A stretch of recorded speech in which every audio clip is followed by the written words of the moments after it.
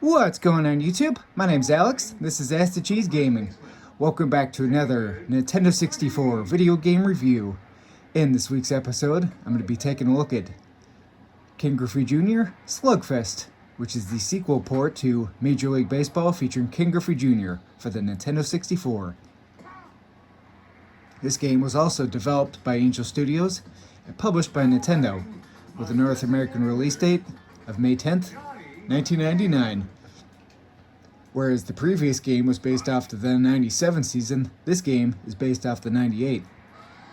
It has a whole bunch of stats and also plenty of rebalancing from its previous incarnation. Now, right away, you're going to notice that this game definitely got a major graphical overhaul from the previous game. All the backgrounds, character artwork, and even the stadiums definitely are much sharper and crisper looking. But unfortunately, they still couldn't do a whole lot with the stadiums and the fans in the stadiums. So, take note of that. Now, next, I want to touch on this game's controls. You'll notice that when you're pitching, there's a new feature to this game, which is now you can charge up a pitch and it'll make a certain sound to tell you when the pitch is fully charged.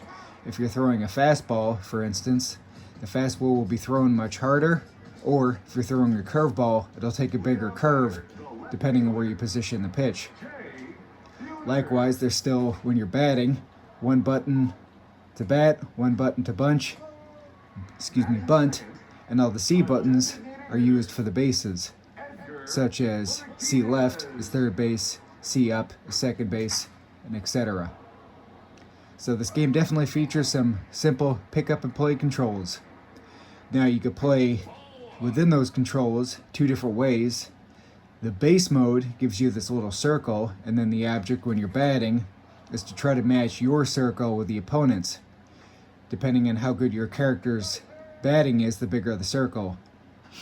Or you could do what I prefer to play on, which is what they call classic mode, which removes all that, and then you just try to swing the best as you can and time it the best as you can.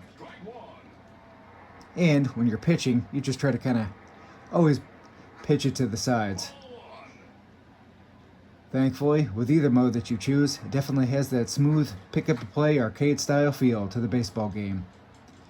There is another new mode in this game, or excuse me, not new mode, but new feature, which is this little pitching graphic. Personally, whenever I play, I always turn that off. I just find it makes the game go a lot smoother, because, otherwise just having that on can be a little off-putting, but that's just my preference.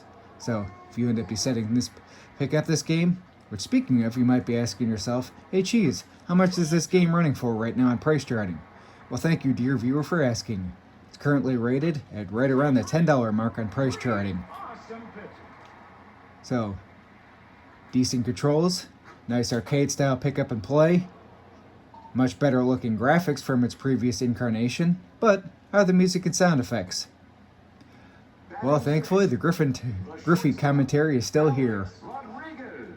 So, the music in this game does leave a little bit to be desired, but thankfully, the announcer's voice is rather nice, and it definitely just helps you to kind of just get lost in the game. I won't say that the graphics and the sound effects are overwhelming, but they're nice enough.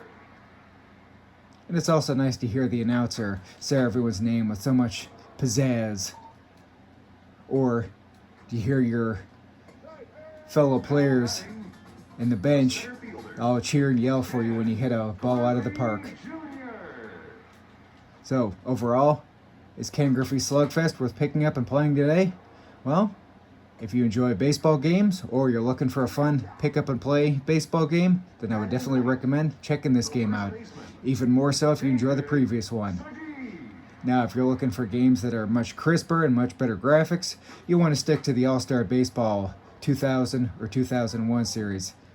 This series of games just can't compete with those in the graphics department, but those games are also much more simulation-based, whereas this is just more of an arcade style.